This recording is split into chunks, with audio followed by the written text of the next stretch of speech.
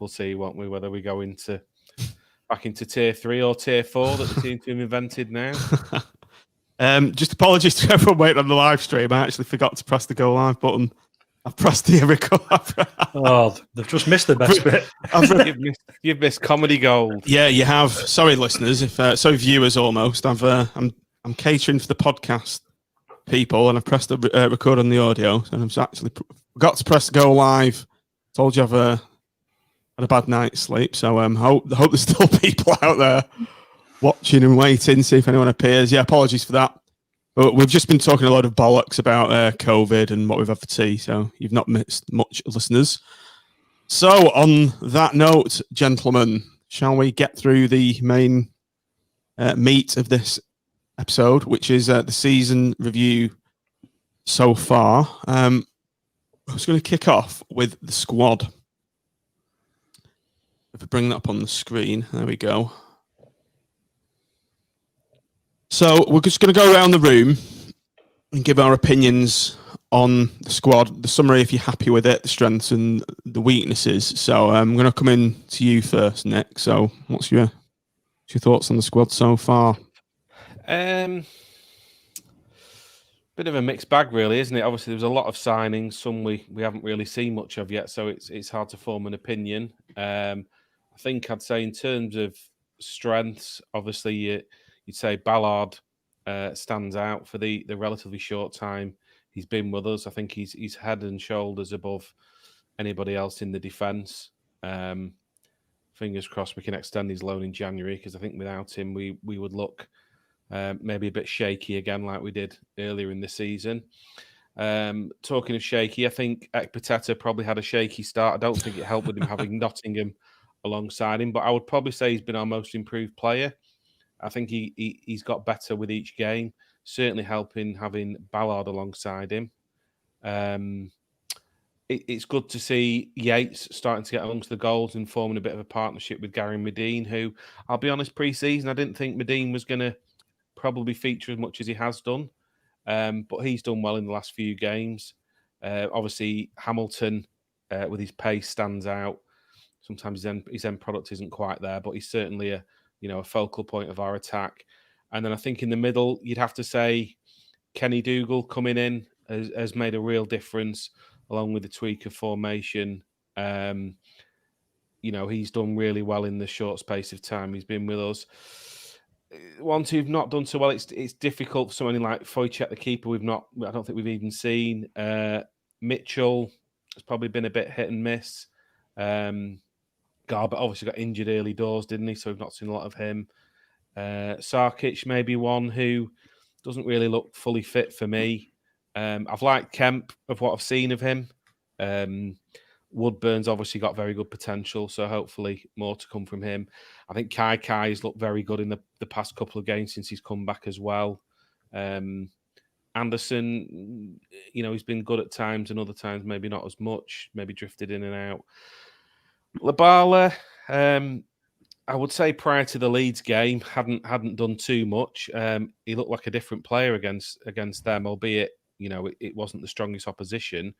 But I think he got man of the match for me, and it looks like there's some potential there. And again, maybe he'll benefit playing in this team with a better system than what we were playing in the first few games. I think I've covered quite a few there. Good analysis, that, Nick. Robson, obviously, he got sent off, didn't he? So he's missed a few. But he's done okay prior to that. Williams is probably one as well who we thought maybe might not feature too much. Being a League One donkey, as I will continue to remind you, John, of how you described him. It wasn't that, actually. It was a leggy League One donkey. I do apologise. Leggy League One donkey. But he took his chance when he came in, and it's a shame he got injured, really, because I thought he was doing okay. Whether he will end up being another alongside Kenny Dougal, we shall see. I suspect it might not be, but I think he's proved that he can contribute. So weaknesses, Nick. Where do you think we need to strengthen? I'll just get the graphic back up again so you can have a quick look. Gander. I think if you look beyond Yates and Gary Medine, If either of them get injured, I think we might be struggling. So you'd maybe say a striker. I still don't think we've seen our what's potentially our first 11 yet with the people who've been injured. So it's difficult to say what we'll do in January. I think the priority for me, like I said earlier, is trying to keep hold of Ballard if we can, because without him, there's going to be a big gap at centre half, and it's big shoes to fill for me. So that would be a priority for me. And we'll see in the centre of midfield. I mean, if we, Virtue's just about ready to be back now. So if he can get back to his top form, then that'll be a decent player in there. But maybe another central midfielder. I think at full back, Gabriel looks like he's coming on. I think he's been more settled the last couple of games. Looks good going forward. Keeper wise, obviously it's Maxwell, isn't it? First choice, and then beyond that, we've not seen too much of the others. So it's hard to say whether we'd need somebody else in there for backup, because we've not seen too much of the other guys really. So I don't think we need to be signing 6, 7, 8 players in January, because we've signed a load in the summer, haven't we? And I don't think you can keep signing that many players in a transfer window, because you then got to let them all gel again, haven't you? And I think we are looking a bit more settled in the last few games. We'll see how far we've come over the next 3, because it's decent opposition the next 3 games. So maybe 2, 3 in January, and we'll see where we're at. But keeping Ballard the priority for me. Matt, Tim, you like to add anything to that? Focusing on the strengths and weaknesses of that squad, perhaps. Bring it up again. Yeah, I mean, Tim, go first. Yeah, I mean, I think obviously Nick's done a very comprehensive review there, so I won't go over the ground that he's already covered.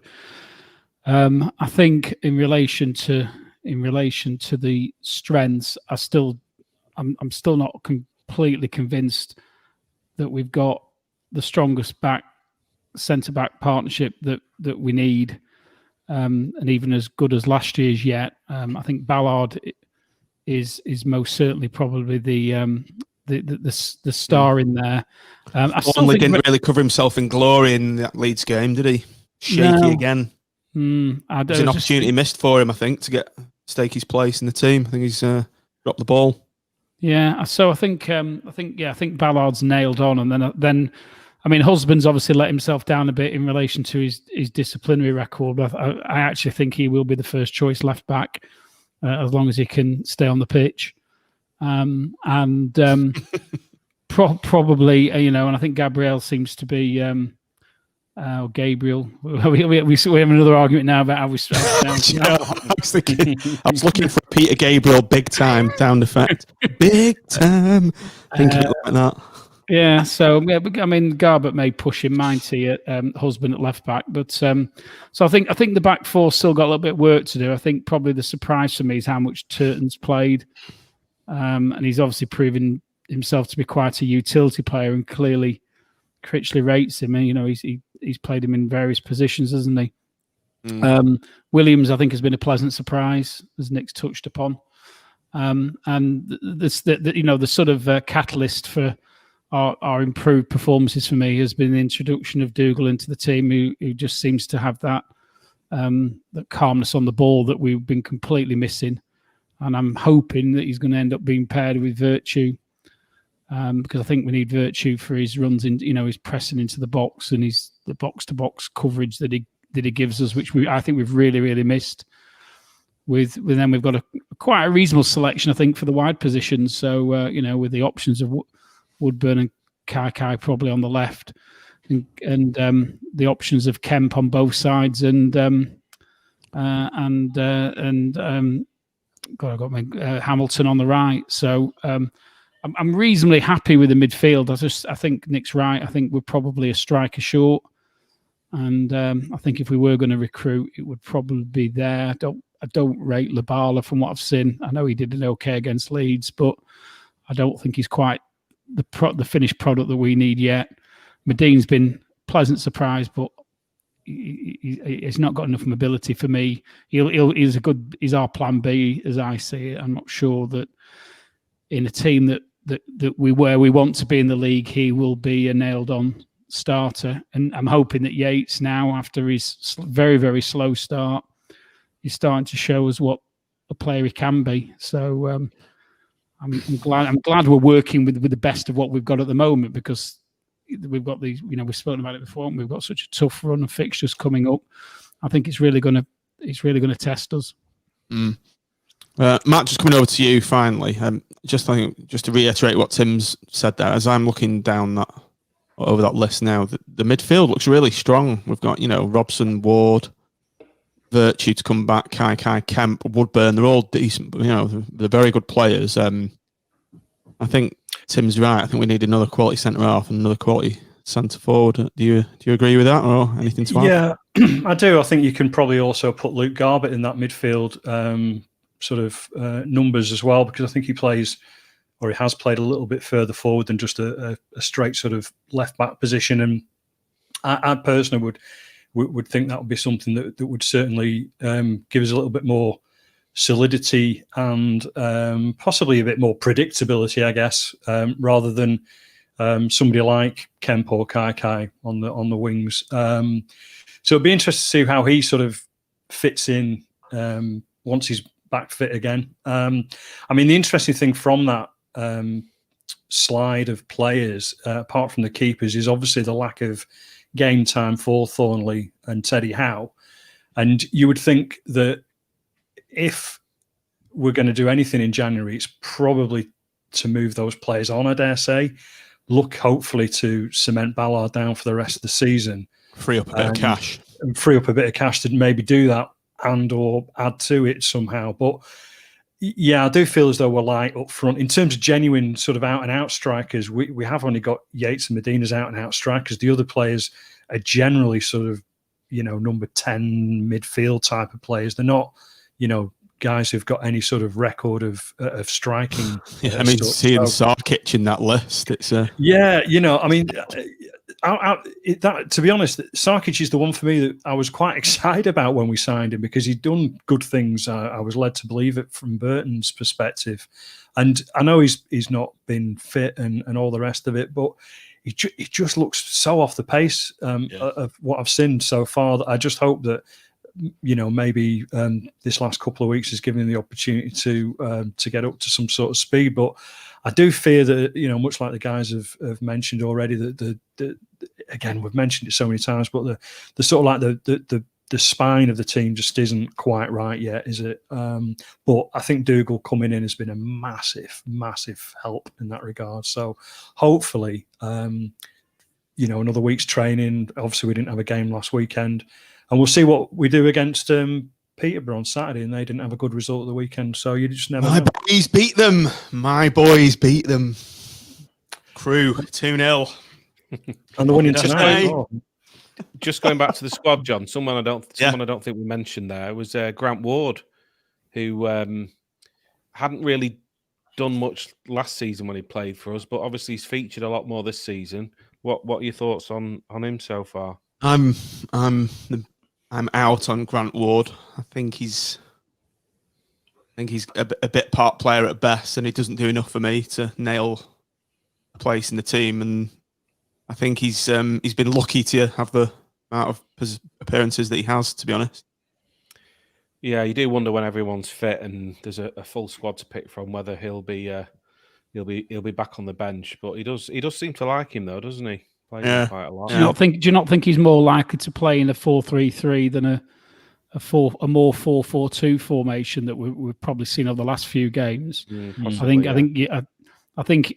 You look at that midfield now, and I think there's if you're looking at the centre two positions, I think there's most certainly 3 players ahead of him, and maybe 4. So I'd say Williams, because obviously Williams is down there in the defence, but he's playing in midfield, isn't he? So we've got midfield. We've got him, we've got Robson, we've got Dougal, and I think we've also got Virtue back now. They're all fighting for the 2 central positions, and I just don't see Ward getting in there. Yeah, it's an interesting one, isn't he? Because he looks like he's sort of like the midfield version of Turton in a way, in that he's a bit more. He's a bit more sort of I know what you mean. Utility is the Yes. word I was after. So he can do one or two or three jobs. He doesn't seem to be the master of any trade at the moment, unfortunately, though, does he? Jack of all trade, master of none. At the moment, yeah, seems to be that way. Mark Webster says Grant Ward isn't a midfielder, Iron Mo, more of a wide player.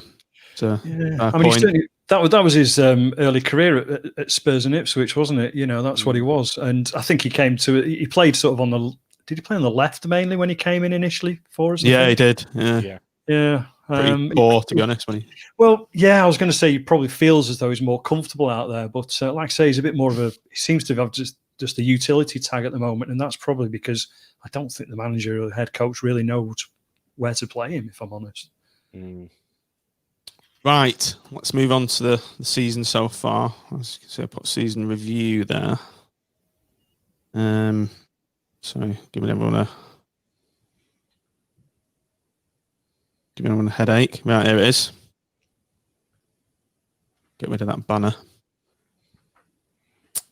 So, the season so far, gentlemen, as you can see from that list, we've played 11 games, 4 wins, 1, 2, 3, 4, 5,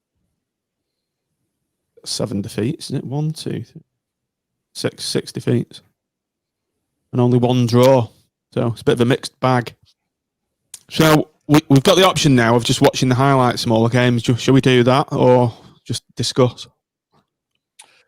Discuss, I would say, wouldn't you guys? We'll just discuss it. Yeah. Whether you want to put it on the background without any volume on or something. Let's just watch this first goal. I don't know. Oh no, go on. We'll just discuss then. It's going to take too long, isn't it? 15 minutes. Let's just get back to the list. So we opened up with a 1-0 defeat away at Plymouth. A 3rd-minute goal, so not the best of starts, was it? A game we dominated and should have won. Yeah, it was a poor start, wasn't it? Really poor goal to give away. But then after that, we gradually got back into it and had a lot of possession, a few decent chances, and definitely deserved something from the game. And even though we'd lost 1-0, I think we watched it together, didn't we, John, at yours? And we both kind of felt quite optimistic, didn't we? That if you play like that every week, I think you'd win more than you'd lose. Slightly concerned, I think, probably at centre half, which obviously we went on to address with Nottingham leaving and Ballard coming in. But it felt reasonably optimistic after that.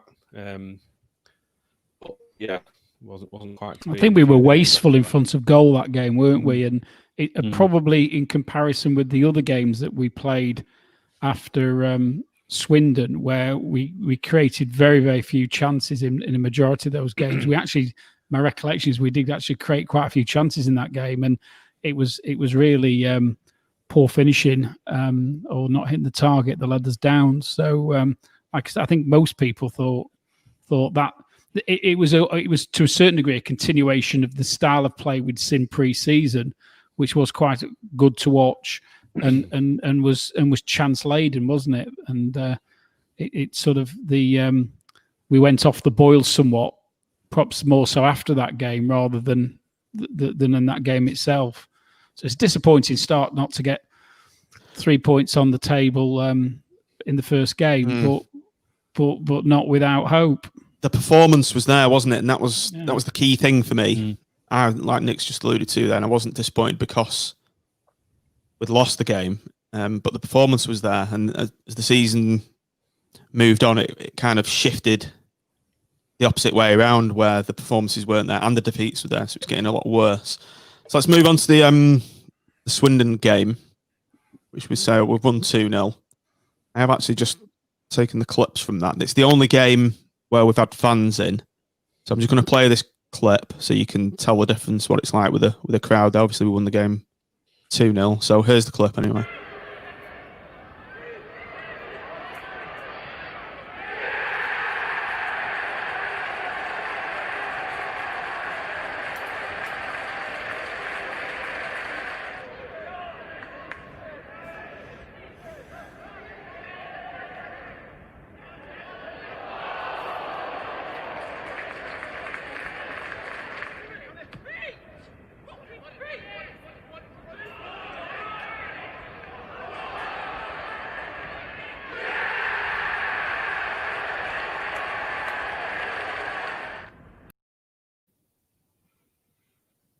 So what a difference it makes with the crowd in the stadium. I know it does, doesn't it? Yeah. I just thought I'd play that just to illustrate what a difference it makes. And Matt, coming over to you now on this.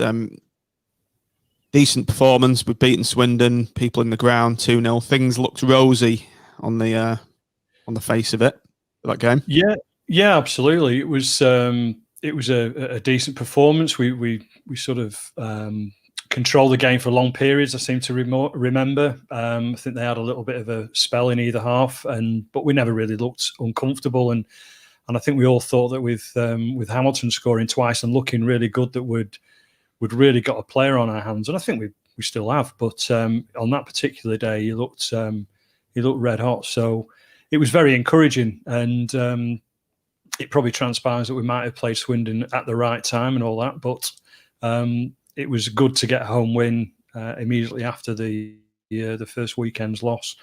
So it was encouraging signs. We'd done all right against Plymouth, as the lads alluded to earlier, and we'd now got a home win under our belt. And it's good to hear people in the crowd, isn't it? Can't believe what a difference it makes just with 1,000 or whatever it was. Yeah. Attendance limited. If you look there, you see it says attendance limited. They've had a meeting today, haven't they? And there's some suggestion that the return of the fans might be back on the agenda in the new year. So whether you'll have to have had your vaccine first, I don't know. But it can't come soon enough, can it? No, absolutely. Don't think any of us lot will be front of the queue, will we? Don't know. I'm knocking on a bit. Don't want to say anything. Actually, someone on Twitter today said, just getting a bit of ahead of myself here, the best ever right back that we're doing. Obviously, there's Jimmy Armfield's the obvious choice for that. And someone, I think it was called Sam Freeman, said on Twitter, the best right back I've ever seen. I can't remember who he said. Might have been Seamus Coleman. He says, but probably the best you lot have seen is Jimmy Armfield. He wasn't being ironic or like sarcastic, rather. Well, I've seen him round the corner on Stony Hill Avenue. Does that count? No. I was only 2 when he retired. I did say to. I did 2 years old. Playing for Blackpool Football Club. We need to get Ash back on here, don't we? Saw him on Saturday. It was. Oh, did you? We were having a walk with his sister's dog, and he was outside the clubhouse. I think we were socially distancing and meeting a couple of his mates for a few cans outside. That's the best we can do at the moment, isn't it? Can't wait for the lockdown to end to go to his pub, Tim. His home pub. I know. We're all. I think we're all. It's almost weird now because it's been that long since I've been in the thatch to somewhere like that. It's almost forgotten what it's like. So your corner might not be there anymore. I've morphed into something else. COVID corner. COVID corner. Yeah, and your corn tonight, Nick. Indeed. Give that corn to Matt for his tea tomorrow. I was going to say, don't mention that. It makes me hungry. Only 3 kernels, though, Matt. I don't know. Now you're mentioning buckets of chicken. A quick hello to Gary Cooley. Hi from the Seasides Down Under. Hi, Gary. Thanks for joining us. It'd be Cully, though, not Cooley. Cully. Yeah. Is he a Dougal fan? Dougal. Bison's has got a lot to answer for. He has. Where's Bison's tonight, anyway? I've not broadcast this on Twitter this evening. So I want to keep people on YouTube. So maybe he's missing it. I don't know where he is. If you are on YouTube watching this, like and subscribe, please. Ladies and gents, hit like, hit subscribe. I want 500 subs for Christmas. That's what I want Santa to bring me. Right, let's just get Gary off. And move on to Gillingham. Gillingham away. This was a game we were all pretty confident going into this, Nick, weren't we? And it was a bit of brought us back down to earth. Did, yeah, a bit of a lesson in League One football, wasn't it? Steve Evans. Yeah, pretty confident going into it. I think it was the first time we kind of started to talk about, having or the lack of experience and nous. It was a bit And we did create chances, to be fair, but again, didn't and had some good possession, but again, just didn't really do anything with them. And as we saw in the next couple of games where there was a similar theme, we just got kind of not out footballed, because I wouldn't say they were a great footballing side, but they just did a job on us. Outsmarted. Yeah, that bit of League One know-how really that we were missing, and maybe we were questioning the formation a bit as well, and we could see that we needed to strengthen at centre half. We were a bit all over the place there. Again, it was poor goals given away, and disappointing after getting 3 points the week earlier against Swindon. Tim, yeah, this was the start of this inexplicable centre half pairings, wasn't it? Another odd decisions he was making at this game. Yeah, I mean, I think the two things that stood out for me was how poor we were in the centre of defence, particularly Nottingham, who I thought had a shocker, and the fact that we for me showed a lack of professionalism in the way that we conceded goals either side of the first couple of minutes in the first half, and then ditto in the second half. Effectively, with an Evans team, you go 2-0 down, and I think you're going to struggle to come back. And I think we've said before, we had a job done on us, didn't we, really, with the way that for me, his Division 1 know-how won that game, and we just looked naive and too many players out of position and a very, very soft centre. Sounds like a box of chocolates. I was going to say we had more soft centres than Quality Street. So that gag might have been relevant if we were in December. Yeah. Hey ho. But decorations are going up. What, not in your house, are they? Oh, they want them up this weekend. Oh my God, you're joking. Not having it. But I think I might be outvoted. It's going to be a Corona Christmas. Coronamus. Yeah. So well, it was sad to see Bobby Ball funeral today, wasn't it? Yeah, in Lytham, wasn't it? Sad victim of R.I.P. Bobby. Yeah, so probably going back to the game. That's the game I've most disappointed with the way that we played. I just thought that we looked soft, and that's the first time I really started to think. I started to worry about where our season was going. Well, let's move on to the Lincoln defeat at home. Matt, high hopes coming into this game. We had Scrafters on here giving us his opinion. He said Lincoln are going to be no pushovers, and proved to be the case. 3-2. Went 1-0 up after 17 minutes. Penalties, 2 penalties to them, one on 24th minute. We went up again, Mitchell. And then they've got another pen to bring it to 2-2. In fact, we watched this at home, didn't we, Nick? Watch this here. We did, yeah. And that sucker punch at the end when their player had enough time to do kick-ups in our 6-yard box before smashing it in.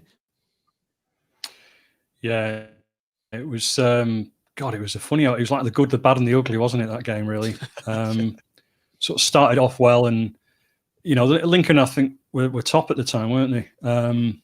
And yeah, we started off well and thought, this is good. This is another bounce back. Here we go. And then it just mistake after mistake after mistake, and culminating in husband's bad touch and a penalty. Was it penalty? Yeah, it was, wasn't it? Sending off and a penalty, and then the last minute goal or whatever it was for them. Afterwards, somehow clawed our way back into it at 2-2. Just summed up everything that was sort of like a continuation of the poor performance that we saw at Gillingham in that last 10 or 15. It was just a bizarre game, really, and one where you look back at, and I've probably said this 3 or 4 times already this season, but it's one of those teams that you just think they're no better than us. If we were just a bit more, like you mentioned it before, at the Gillingham game, just a bit more nous and a bit more know-how, which at this point of the season, we were severely lacking. So yeah, a very strange and ultimately disappointing and horrendous last few minutes of the game, wasn't it? Really? What did Husband get sent off for? I'm just trying to think. It was 84 minutes. He hauled the guy down, didn't he? And they got the penalty. He took a heavy touch, didn't he? Yeah. And we went 2-1 up with 8 minutes to go, and that's we were talking about game management, wasn't it? 8 minutes to go, seeing the game out, and you end up losing 3-2. And to be honest, I can't really say we deserved to go 2-1 up. I don't think we were particularly the better side. They were, like I said, they weren't brilliant, but well organised, weren't they? And that's what we seem to be lacking. And then obviously, let's move on to the Ipswich game. Them at home. This game was brought forward stupidly. We've been thoroughly outclassed, Tim, in this one. 4-1. Yeah, I mean, it wasn't looking good. It's a game that should never have been played. And that's not with the benefit of hindsight. Foresight told us when you're on a bit of a poor run. Although I think we made the decision before the Lincoln game, or we had to make the decision before then as to whether we wanted to bring it forward. And I think there was a school of thought, Blackpool, that thought that Ipswich, this last Saturday that's just gone, would have quite a few out for internationals, and therefore it was worthwhile bringing forward. But a mistake of a maker. Massive mistake, because I think if we'd played Ipswich this last weekend, we'd have given them a lot better run for the money. I think we would. And so that for me, that's a bad tactical decision, compounded by, basically being rolled over. They just 3-0 at half time. Yeah, they look like a team, and we look like ragtag and bobtail, didn't we? Yeah, definitely. I mean, you could tell that they were more experienced all over the pitch, and it bloody showed, didn't it? Yeah. They were much the better side. We've got a player called Dizelle box. I wonder if that's the son of Jason Dizelle. Probably is. Andre Dizelle. I think it is, isn't it? Okay. Yeah, I think so. Yeah. Yeah, so we had a chance to redeem ourselves at the what's Crewe Stadium called? Forgotten. Resty Road. Resty Road. Would have been a good away day, this. Still couldn't go. Again, we went 1 up. No, we went 1 down. No, sorry, 1 down, sorry. 1 down. And Grant Ward pulled it back with 19 minutes to go. Can't remember this game, Nick, or much of it. We were doing okay. I don't think they particularly had hardly a chance up until the goal. Was it? I think Epiteta committed himself, didn't he? They broke down their left. Cross came over, and he had all the time in the world to finish. Again, another disappointing goal. And we managed to pull ourselves back into it. Showed a bit of resilience, which was good to see. You probably say as a starting point, you take a point away from home. But yeah, it wasn't. It certainly wasn't one that'll live long in the memory. That's for sure. So we followed that with a defeat away at Charlton 1-0. That was home. Sorry, Anake. He was a really good player this game. They had a really good player, didn't they, in this game? Again, this was obviously when Husband. Sorry, John. I was just saying, this is obviously when Husband got sent off in the first kick of the game, wasn't it? God, yeah. Not the greatest of starts. No.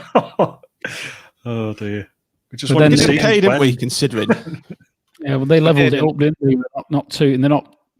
Was it their left back? Yeah. We were giving them a right torrid time, weren't we? Down the right, and he ended up getting double booked, and so we did end up level. And I thought we actually played all right. It was quite an entertaining game to watch, but with no end product. So but we were on a bad run at that stage, weren't we? There was rumblings, calls for the manager's head on social media at this, not coming from us, but various other sources across the internet. People weren't happy with the manager, and results had to change. And luckily, they did change. We got a win on the 24th of October, 1-0 against Milton Keynes Dons. Kai on 66 minutes. Does anyone remember this game? It's just a bit of a blur to me. Goal, sort of. Yeah, he just ran in and drilled it, didn't he? Was it Hamilton who set him up? Yeah.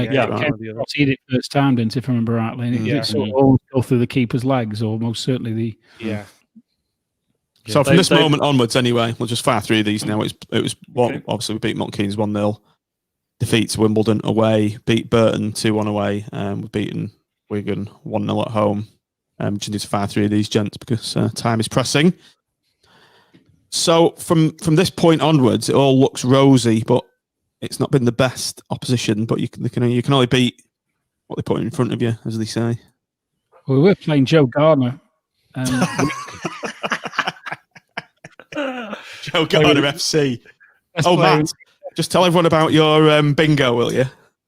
That we're going to do. Oh, right. Yeah. So are we going to do it for the Sunderland game? Sunderland game, yeah. That? Right. So Sunderland game is before Christmas. Can't remember exactly what date it is, but I think we're going to do a bit of a watch along sort of thing. And Match Day Live, it's called. Match Day Live. Match Day Live. Use that word. No, sorry. Yes, and I think the reason's all right. Because Nick called it. It sounds like a reach around. And, we're going to have a game of cheesy bingo as we go. So it's going to involve alcohol, I would have thought, rather than. This is going to be brilliant, listeners. Matt has put together this. You've heard of Wank Word Bingo? Well, Matt's remixed it. It's called Chizzy Bingo. So we're going to watch the game live. You can all print out a Chizzy Bingo card and tick off the sayings as he comes out with them. I'm assuming we'll put it somewhere that it can be downloaded and printed. Yeah. Maybe it'll find its way to the commentary box. Who knows? Get Brett on the job. Maybe Brett will have a game. In fact, shall we send it him? Yeah. That'd be funny, wouldn't it? In fact, yeah, let's get in touch with him. Let's do it on Twitter. Send him an attachment. There you go. So we'll one for your diaries anyway. There you go. So it's a shot. You got to take a shot every time. One of the I think we'll have some generic sort of drinking rules around it. I'm sure we can find some either shot or half a glass of this or a full glass of that or whatever. But we'll make sure that we'll be slurring our words come at least half time, I would have thought. Maybe have everybody on half a pint of Old Tim's Ruin. Then you will be bladdered. Definitely. What was that salt thing he said, Matt? He's got more salt. Dose of salts. He likes that one. Runs down the wing like a dose of salts. Sort of steady. What the hell does that mean? Well, I remember when listening to that. What's he on about? No idea. I think that's the whole idea, isn't it? To see what he comes out with. It's very unique, isn't he? He runs in, shoots, scores. Now get off the pitch. You've made your point. Would you take half a loaf? Oh God, there's hundreds. I'm not going to have a bingo card big enough, am I? Right. So just to surmise, gentlemen, what do you think of the season so far? Then, it's like you said at the start. It's a mixed bag, isn't it? It's probably been 60-40. The 60 being the first few games where it wasn't great, and then the 40% being a little bit of a turnaround in the last 4 or 5, which has coincided with a tweak in the formation. Whether that's Calderwood coming in or, as we've said previously, quickly learning that it's League One football and you've got to be able to mix things up a bit. Whatever the reason, there has been a change over the last few games, albeit against not the strongest opposition, but it's nevertheless it's pleasing to see, because we couldn't carry on the way we were going with having this possession football and barely creating a chance, and then the opposition just getting a chance and putting the ball in the net.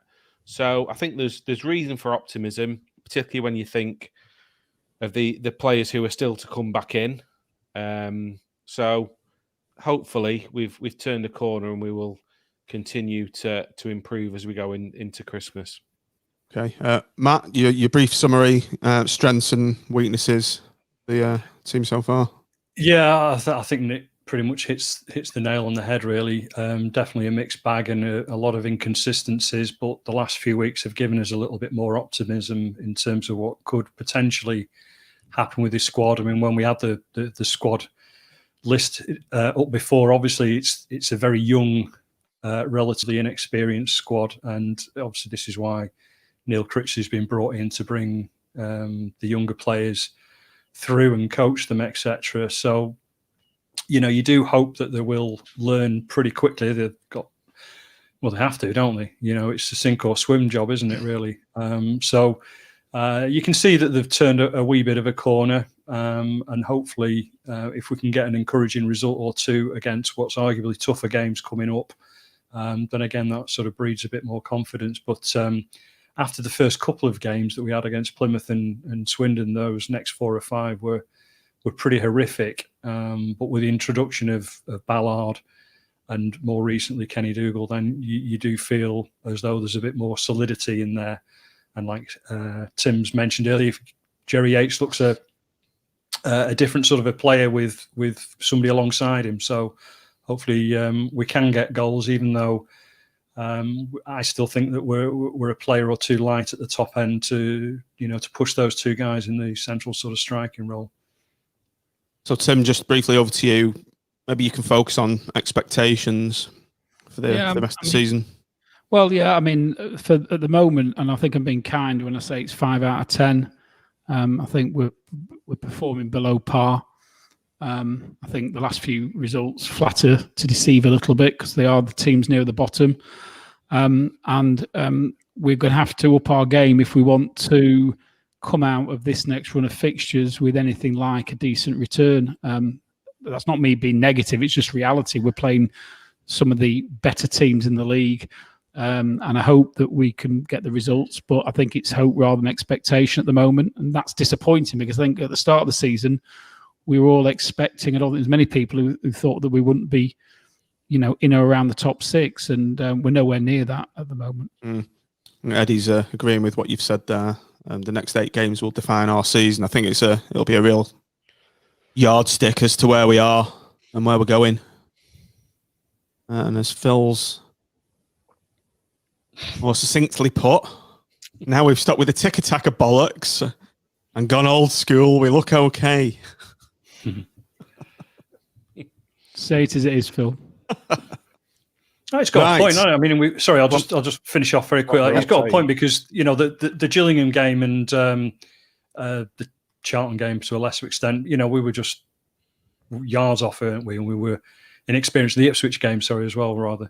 So hopefully we've learned quickly, and whether that's Calderwood's experience coming in or something else, we're not quite sure. But yeah, I think a little bit of League One old school never seems to hurt, really.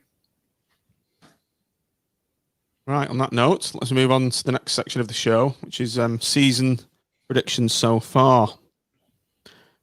What this is, listeners, to the uninitiated, is Matt, Tim, Nick, and myself. We all did pre-season predictions, the entire League One of where we think all the clubs are going to finish. So we're going to do a quick review of the actual standings compared to what we predicted. Let's just get it put on the screen there. So, Matt, do you just want to explain to the listeners what this is, the accuracy and all that? Yeah, so kindly put this together. Obviously, not for those just listening on Spotify or whatever, but on the left-hand side, we've got where we actually thought the teams would end up come the end of the season, and in the middle is essentially where they are at the moment as of 9th. Is that 8th? I can't read it. Yeah, 9th. 9th of November, which is the last league game. And then on the right-hand side is how many league positions out or not we are as individuals. So those that are red, we're quite a bit off. Those that are orange are slightly off, and those that are green are spot on, and those that are white are a bit closer. So it's a bit busy, but I like a busy spreadsheet because that's what I do all day. And then right at the bottom, I don't know if you've seen that, the percentage. Most importantly, yes, this is basically who's winning, isn't it? It is. So as you can see from that, Tim is the most accurate with not a very flattering 22.5%. Well, I'm just going to generalise and say we're all about 20%, and then none of us look worse than the other particularly. But it's interesting that, we've got a bit of consistency in terms of like Peterborough in the middle there. We all thought they were going to be at the top or thereabouts, and they are. We all thought that Oxford were going to be near the top, and they're not. We all got that one wrong badly at the moment. Equally ourselves, Blackpool, and let's see what else we've got. What's pretty much there or thereabouts. We're a crew. We're a crew. Oh, yeah, that's a good one. It's a crew. Oh, yeah, somebody's there on their own in red, being miles away. Who could that be? Yeah. Early days. But yeah, Tim's winning. I did have quite a lot of pleasure in taking a screen grab of this, Matt, and sending it to my mate Steve, who is an Oxford United supporter. Oh, yeah. I bet they can't believe what's going on, really, can they? Because I think we're doing this on, it's Tuesday night, isn't it? And at half-time, they were losing 1-0, I think, again at home. Oh, they're playing tonight? I think so, yeah. I'm sure. I just quickly caught it before I came on. Excellent. Playing Crew, I think, weren't they? They were. That's right. Yes, they were indeed. Swindon getting beat. We're getting beat 3-0 by Accrington. Aki are doing reasonably well, aren't they? I think better than we all thought. Where did we all have Aki then? Are we? Just hovering above the relegation zone. 19th, 18th. So Matt predicted 19. I predicted 18. Tim 17. Nick 18. And the 14th. Oh, well, the 14th. But the interesting thing is, I think they've only played 8 prior to tonight because they had a few COVID issues. So I think they've got 3 games in hand or something like that. So yeah, they're doing very well. This is very much a visual thing anyway, so it's probably really boring for the audio listeners. So we'll move on from that. A little bit longer. You what? What did you say? I said I think we should keep it up a little bit longer. Probably the only time we'll be winning this season. Yeah, I was actually going to spend at least 10 minutes on this segment until I saw that Tim's winning. So I think we should. We should swiftly move on to Nick's news. What does everyone think? Nobody wins a league title in November, though, do they? Yes, right. Right, let's just take a quick drinks break and then we'll move on to Nick's news.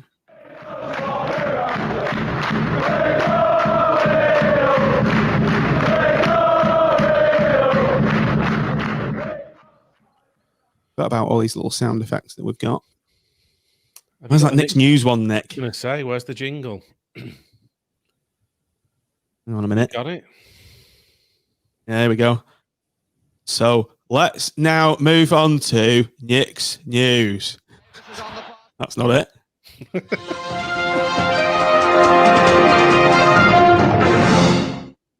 Nick's news. Right. First up, this won't take long. We've seamless, that wasn't it? Seamless.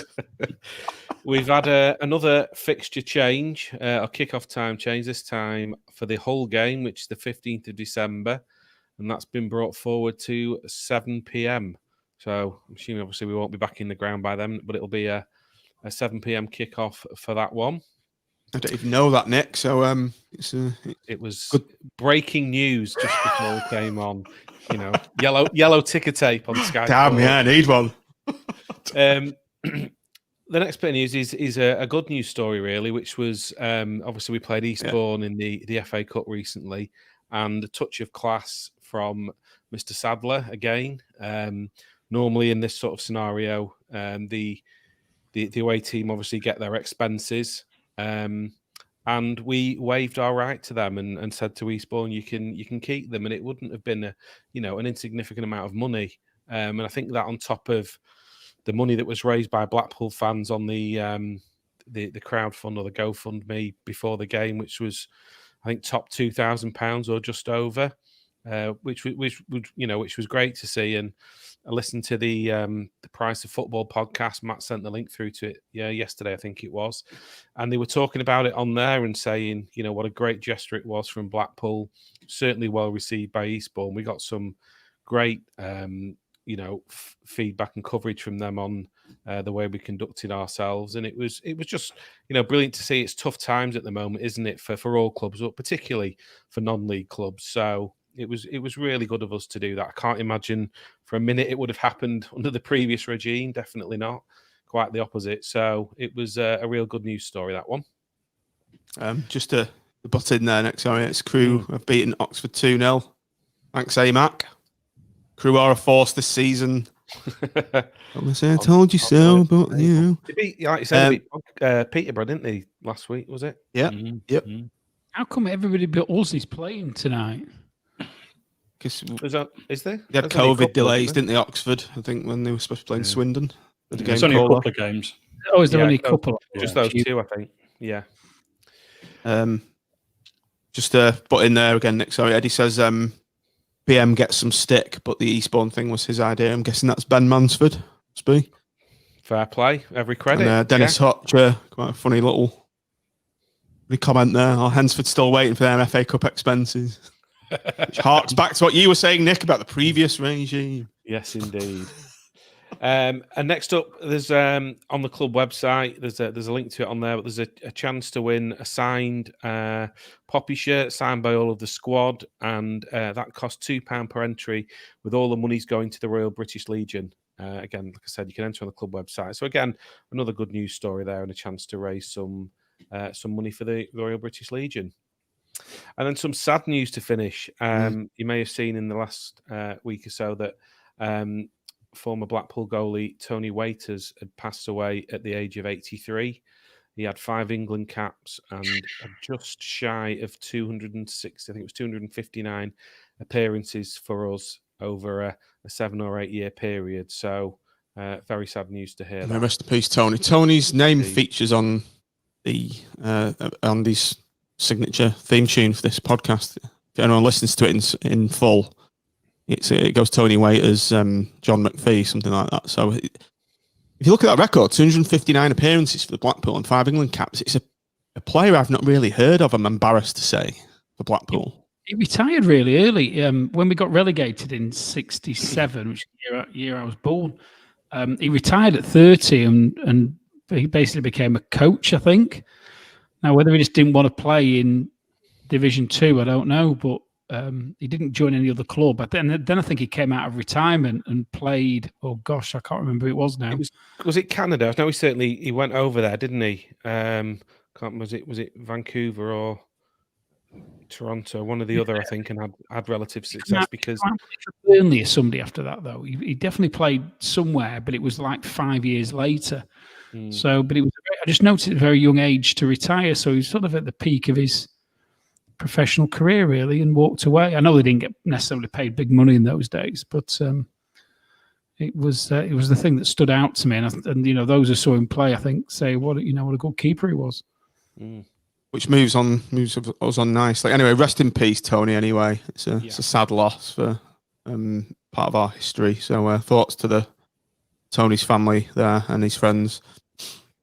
So this segues nicely onto our next section of the show, which is the best ever 11. Those long-time listeners of the show, this was a segment that we started quite some time ago, but we've not had a chance to do one of these sort of more relaxed kind of shows with the hectic schedule of being on. So we're just revisiting this. What it is, we go and we pick the best 11 Blackpool players. That's, I don't know, is it we've ever seen, or is it the best ever 11? It's a tough one, because I think with the worst 11, we did the worst ones we've ever seen, didn't we?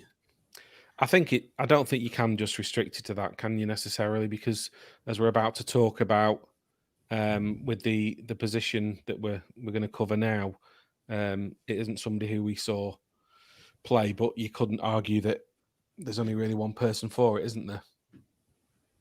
Certainly is, Nick. So just before we start on the right back, let's pick around this room our greatest ever goalkeeper.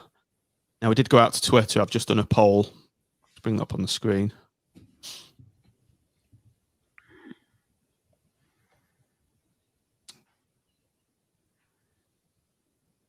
That's the result so far. It's got another 22 hours to go, but I think it's pretty resounding. Matt Gilks, 47.5%. George Farm, 14%.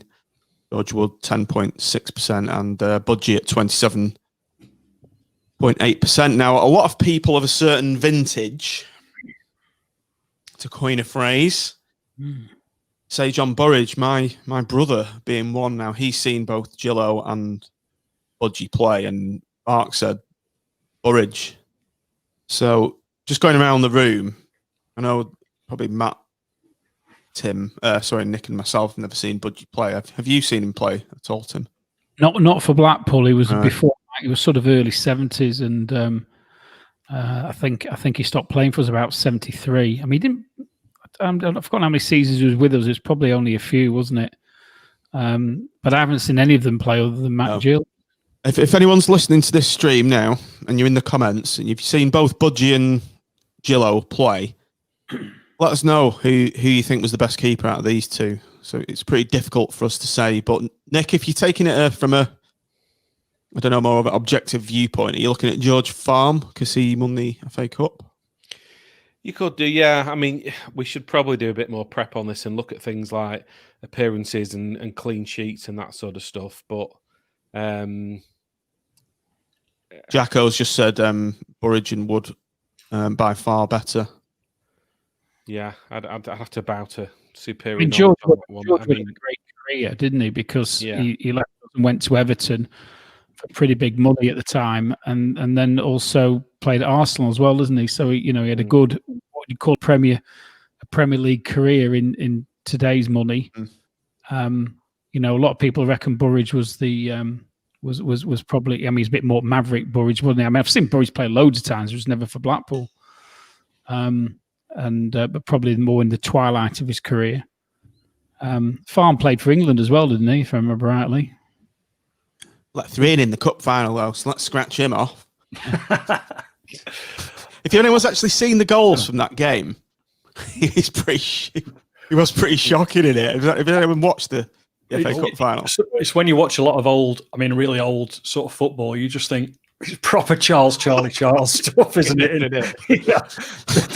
The butcher's making an appearance at right back, and the candles. Yeah, so I don't know, George Farm, on the basis of the game that I've seen him play, he's out. There's another comment there from Paul Knight that says again, Burridge and Wood, far better, both better than Gilk. So right, I think based on what's coming through from the people who've seen him is. It's maybe one of those two. Obviously for us, because we saw Gilks, didn't we? He was part of that team that got to the Premier League. So you naturally lean towards the person who you've seen, and it was part of that success. But people going back further, they're saying that it's probably not Gilks. It's one of the other two. I think at the end of the day, that Twitter vote is always going to be skewered by who you've seen, isn't it? And recency bias, I think, was the word we used to describe it, Tim. Yeah. I've been pulled up about Farm, by the way, because apparently he was Scottish. So, well, if he's a Scottish goaler, he's definitely out then, isn't he? So was Gilks. So was Gilks. Right. Yeah. Decision made. John Burridge. Decision made. Right, I think you'd probably go George Wood, wouldn't you? On the basis that he played for, in inverted commas, better clubs and bigger clubs post ourselves. Although John Burridge has played for about 473 different clubs, hasn't he? Yeah, all played for about 42 years or something. We're talking about the greatest Blackpool goalkeeper, though. George Wood's obviously played for other teams, but a lot of people who say Burridge, they all say he was absolutely fantastic. He was a big character as well, and there's more positives for Budgie coming in on here. Again, listeners, do comment about John Burridge if you've seen him play. Was he the greatest goalkeeper you've ever seen for Blackpool? We'll just let this run and we'll go and move on to the right back position. And we'll take a call on this just towards the end. And I know, as I said before, my brother, he says Burridge over Gilks every day of the week. Those are his words. So we'll just come back to... Sorry, Matt, go on. Sorry, a poor joke coming in. I guess if it's a tweet, it has to be Budgie, doesn't it? Hang on a minute. Where's that sound effect? Sorry. I've been waiting to use this for ages, isn't it? What the bloody hell is it? I think Nick did a good job.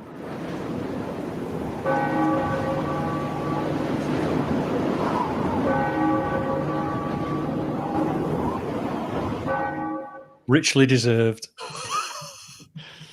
No, me on the receiving end of the tumbleweed.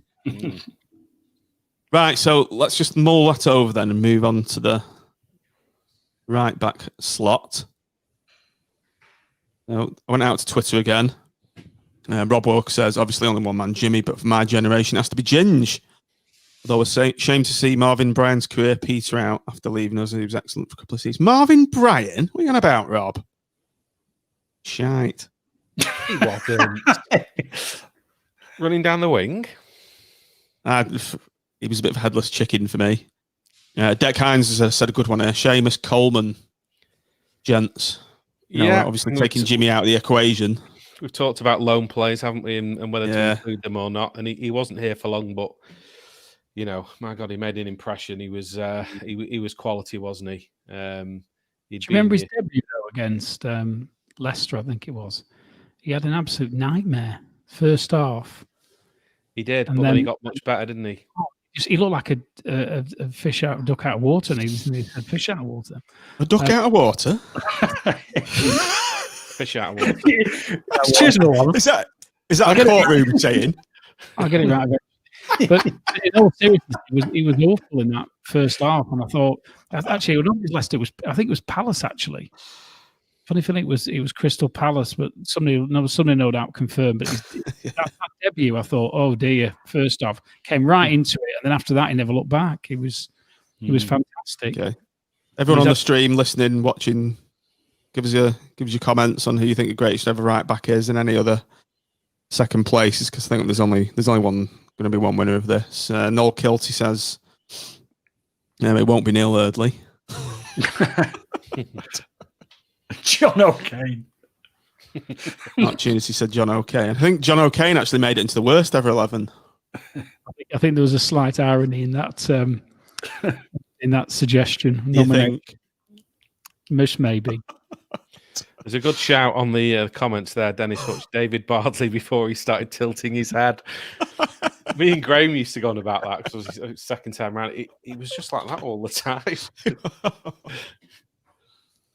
Odd that, wasn't it? Mark goes on. So Mark Webster says Marvin Bryan, honourable mentions to Erders, Alex Baptiste. I always thought Simon Grayson was a solid performer. He was actually Grayson, wasn't he? He was not the greatest, but he was a decent right back. Henry Wright says sure there's only one name. Jim BFC says Sean Barker. Because he's a legend. Did he play? Yeah, good shout. Yeah. Here it is. Here's Sam Friedman, gentlemen. My era, Coleman. Your era, Sir Jimmy. I think, has he not just tagged Tim in that? Has he? No. It was Walshy, wasn't it, who put that picture up of me with my second. Yeah. That was brilliant. Moonlighting.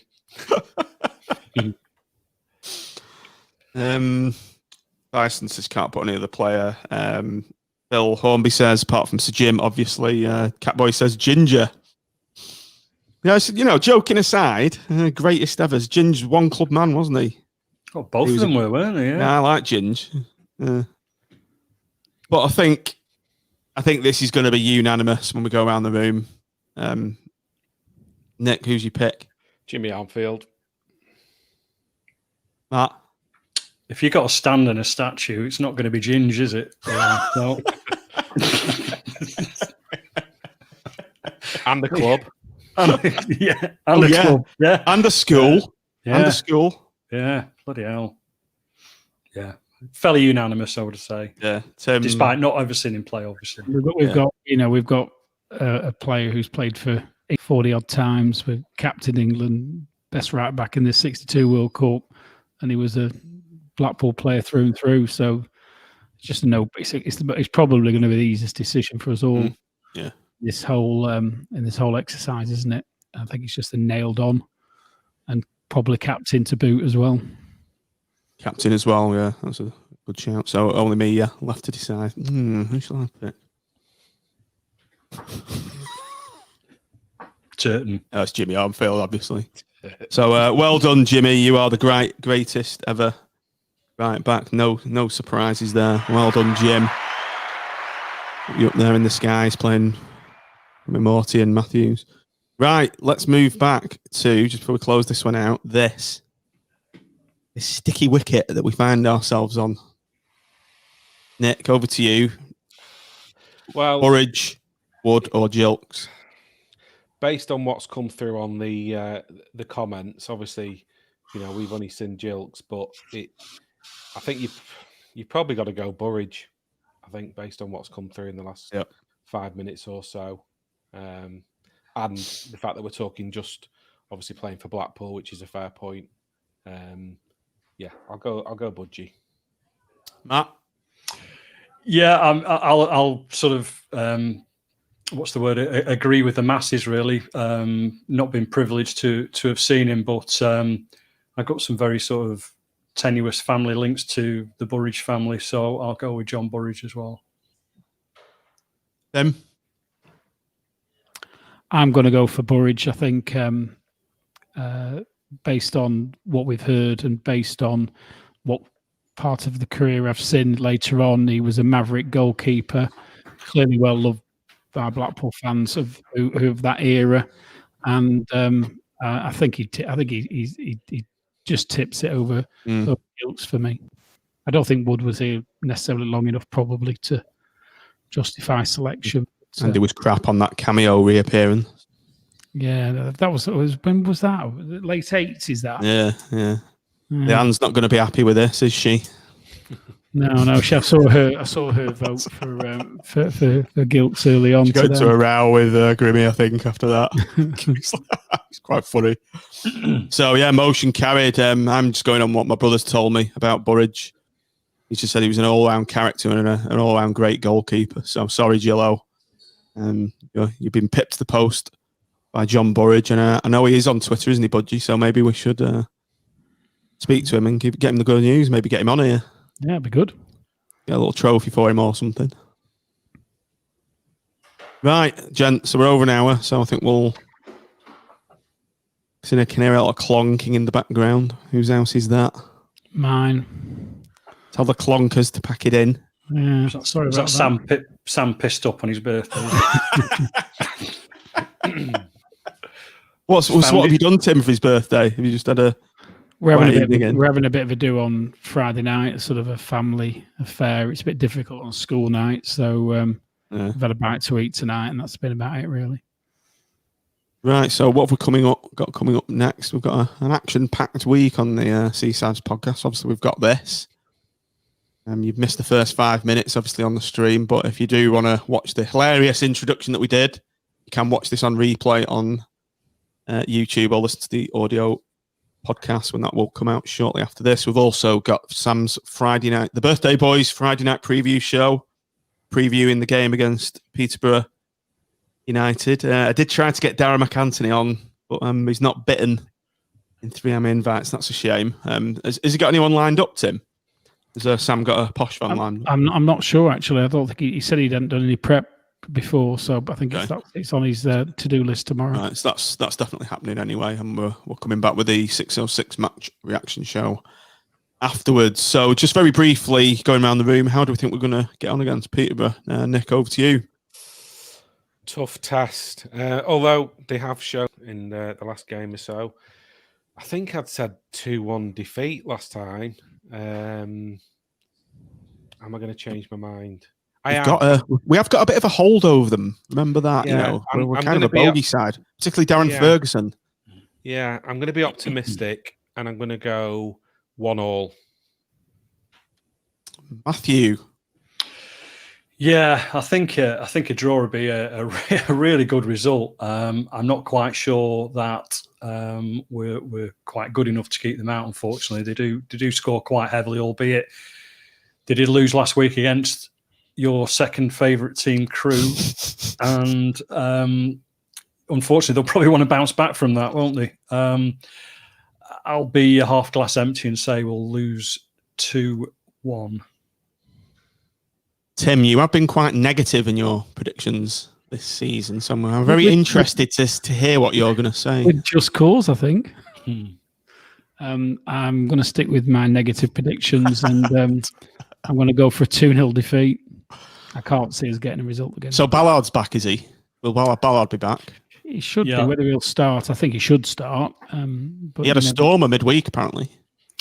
Yeah, but with us getting a few results, though, I'm thinking whether he'll stick with the defence he's been playing, because who's he going to drop? I'm not quite sure. But Ballard straight back into this team for me. He should be on ability, shouldn't he? Yeah, I'd agree with that. I'd drop Spud and put Gretson in. We've not seen that pairing yet, have we? Or have we? I think that's the best pairing as well for me. I think that's the one that has the most promise. So that's what if I was picking the team, they're the two I'd play on Saturday. Interesting to me now. Do you know what? I'm going to go for a win, 2-1, because we have got a hold over Darren Ferguson. We're his bogey team, so I think the introduction of Ballard, and they're on a bit of a dip. So I'm going to go for 2-1. You heard it here first, listeners. 2-1 to the pool. Get a tenner on it. Don't blame me if it goes wrong, though. Right, thanks a lot for everything this evening, gents. It's been a pleasure catching up. So thanks, Nick. Pleasure, as always. Thank you, Matt. No, you're welcome, mate. No problem. Thanks, Tim. Thanks for diving in and interrupting your family birthday celebrations. No problem. Sorry about the clunking. It's good to see you've got your priorities straight. Tell Mrs. Tim next time. Just let her know. Yeah, it was her clunking the fridge door that you heard. No. So thanks for inviting me, and thanks. Good show. Yep. Cheers. So thanks for downloading. Thanks for watching. Thanks for listening. All that needs to be said is up the pool. Whoa. Up the pool.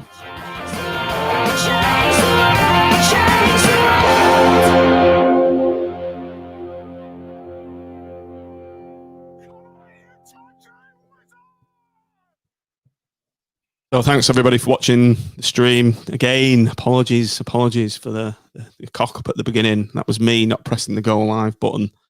I've actually got a podcast pre-flight checklist of things I'm supposed to do, and hit go live button isn't one of them, so we just added it. Right, just before you go, as you can see on the screen there, just like to ask you to do us a favour and subscribe to this YouTube channel if you are listening. So if you are watching on YouTube, does help us grow, get more exposure, and do other things in the future. So please do that. Please like this vid as well. If you are not already subscribed to the podcast, please do so in your podcast listening app of choice. Apple Podcasts and Spotify are the main two. So go on there and subscribe if you're not doing so already. Ditto Facebook and Twitter. We've got a Twitter page, Seasiders Pod, and Seasiders Podcast on Facebook. Like and follow us on there. And finally, take a deep breath there. It's running out of breath. Patreon supporter program. What's that? So a Patreon supporter program is your way of chipping in and helping us to pay for this show, pay for our gear upgrades, and make the show bigger, make the show better. It goes towards things like mics for everyone. So you notice we've got quite good audio quality on this show. So that's gone with mics. Shure SM58, £100 a pop. So I bought one for all the lads. Got a Rodecaster Pro, which helps us do all the streams, that sort of stuff. So if you do want to become a patron supporter of the show, it will be really appreciated. Go on over to patreon.com/SeasidersPod to find out more. And you do get bonus things. For your patronage, you get access to a private WhatsApp group, which is a bit of a laugh. You get the podcast before general release. What else do you get? Just the general bits and pieces that I put out there. You get all the sound effects and other things as and when I release them. So thanks everyone on the stream for watching. Just a big thank you there to everyone, all the patrons who've supported this show so far. I won't go through the list because there's a ton of them. If you go on to, I think there's not tons, of 45 at the moment. But yeah, thank you to everybody on that screen, on that slideshow there. Right, tired now, going to bed. So thanks for watching, thanks for listening, and we'll speak to you, or Sam will speak to you on the Friday night preview show this Friday, and we'll all speak to you on the 606 match reaction show after the Peterborough game. So up the pool, here's the 3 points at London Road.